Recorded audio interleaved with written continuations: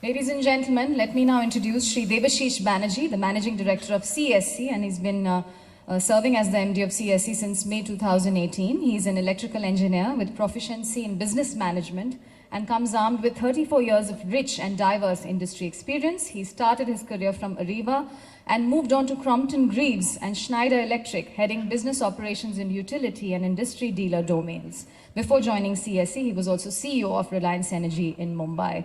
Let's put our hands together in a huge round of applause for Shri Debashish Banerjee.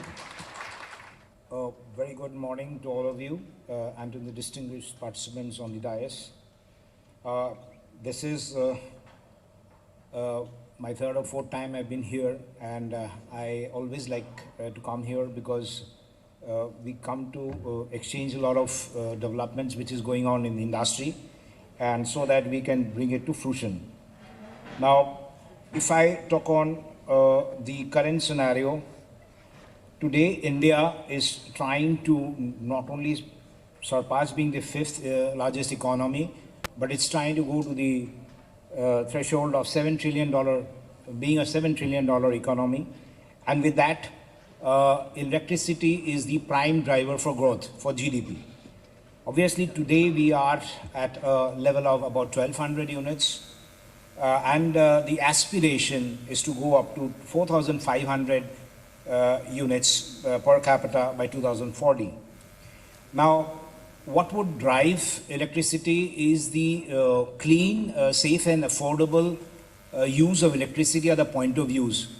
I think, for example, the electric transportation sector, whether it is the metro, urban metros, or whether it is electric vehicles, they would, form a chunk of the requirement for electricity. Electric vehicles per se would consume about 70 billion units in about a decade's time, and obviously it will help in reducing the pollution on the road, because all this PM 2.5 or PM 10 suspended particulates matter, which actually create a lot of havoc, are made zero if we use a electric vehicle, and tailpipe emissions is cut to zero. Obviously, electric cooking is another trend which is picking up, because in case of coal, wood, etc., which is being used, or oil, is not healthy, and in terms of safety, it is better than LPG because it is available anytime and there is no possibility of any gas burst. Well, another thing which would drive electricity is the temperature rise, because the temperature is rising by the day. And we have been seeing hotter summers, so air condition will be the other guzzler, and it is supposed to consume about 600 billion units in about a decade's time. And obviously, these air conditioners have become much more friendly now. They have become inverter ACs, 5-star ACs, and all that. So, well, that's the scenario on the consumption part. Now, looking at the smart infrastructure. Whatever we started as a smart grid, like say when we had our SCADA systems, well, we have our smart meters, but today smart being actually, we need to be smart, especially a distribution utility, to ensure that we don't pass on unnecessary cost to the consumer, because we don't want to increase the tariffs to that extent. We can contain it. So managing our distribution cost is very important. So hence, mindless use of technology is not the matter. We will have to be using it in a mindful manner. Let's say, for example, we have smart meters. We have tried out in Calcutta smart meters in 2 locations, 10,000 each.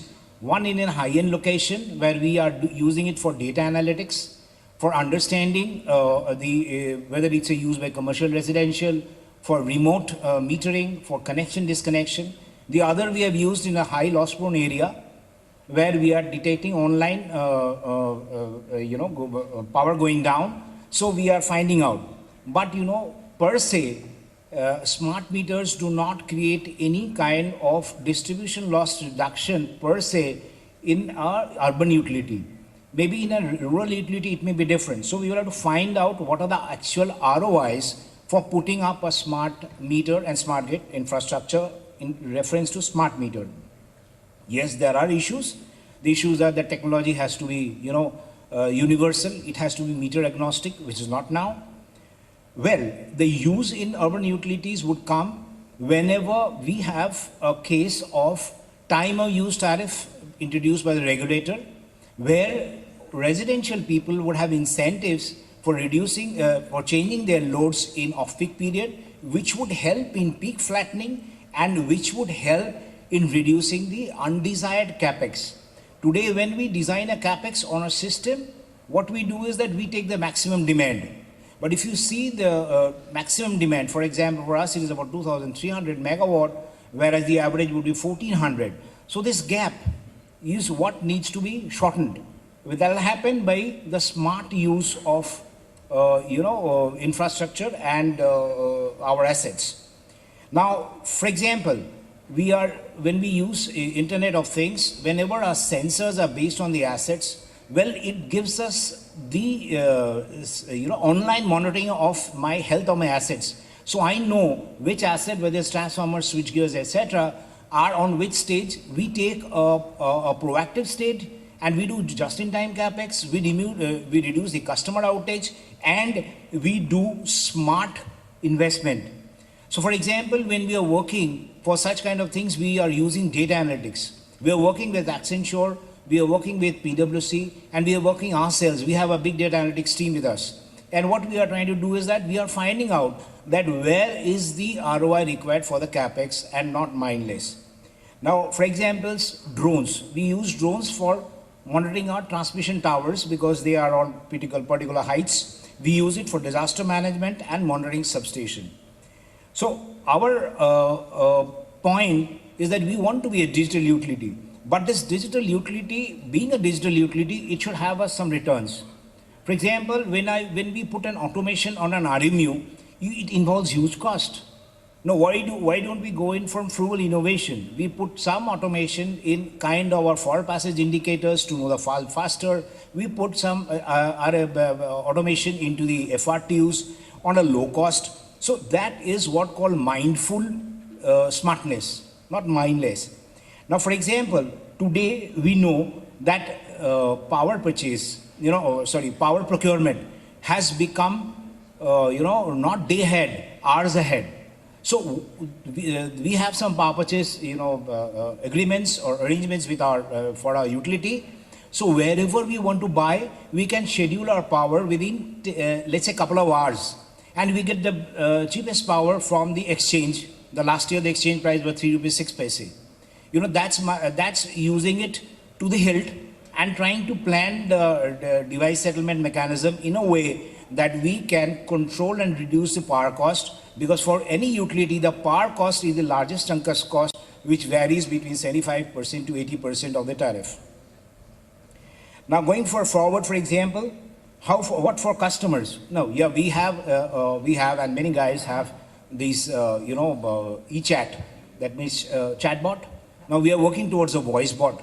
The voice bot will take over the customer reactions 95% by 2025.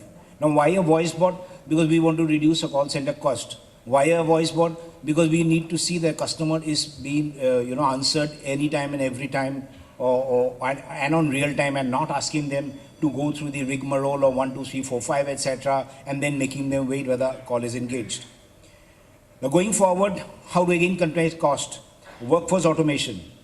Workforce automation, because today, other than the power cost, the major cost is the O&M cost and the employee cost. So how do we do workforce automation?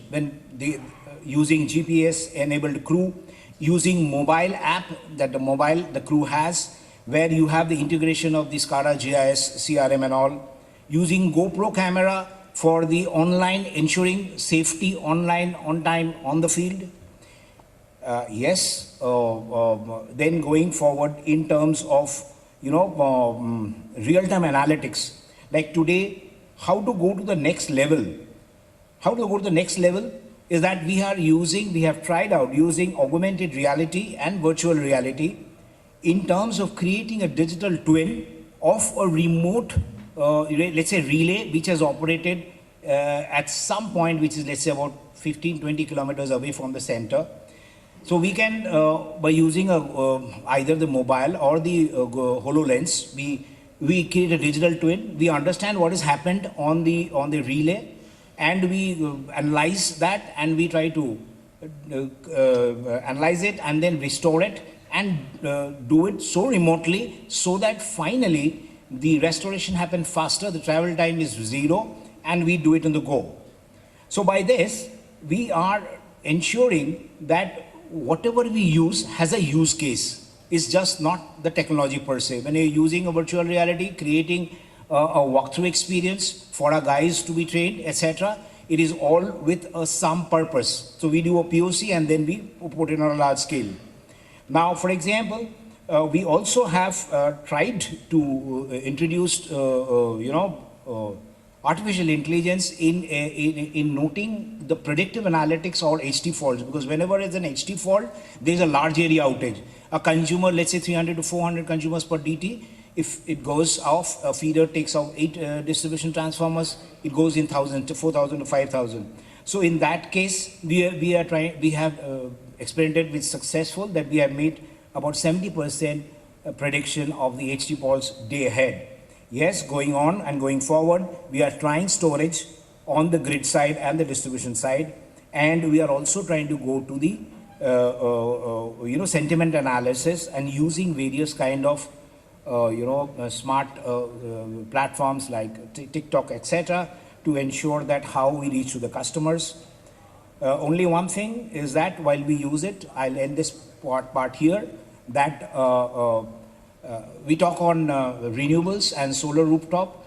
It would be good and it would make good sense, and many regulators are doing it, that we shift from the net metering concept to the net billing concept, by which not only the distribution utility recovers its fixed cost, but there is a cost socialization of the reduced solar cost to everybody on the system. Thank you very much.